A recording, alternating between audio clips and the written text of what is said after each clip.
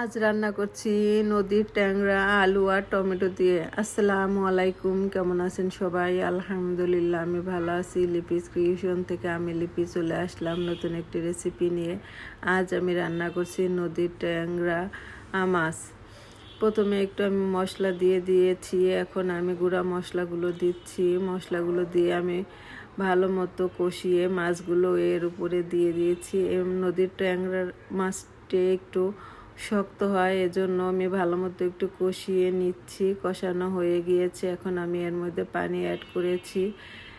মাছটা ভালো মতো কষানো হয়ে গিয়েছে, এখন এর উপরে আমি আলু আর টমেটো দিয়ে আবার একটু কষিয়ে ঝোলের পানি দিয়ে দিয়েছি। এখন আমি ভালো মতো নেড়ে চেড়ে দেবো। হয়ে আসছে আমার তরকারিটা। নামানোর আগে আমি একটু ধনেপাতা ছড়িয়ে দিলাম। ধন্যবাদ সবাইকে আমার ভিডিওটি দেখার জন্য।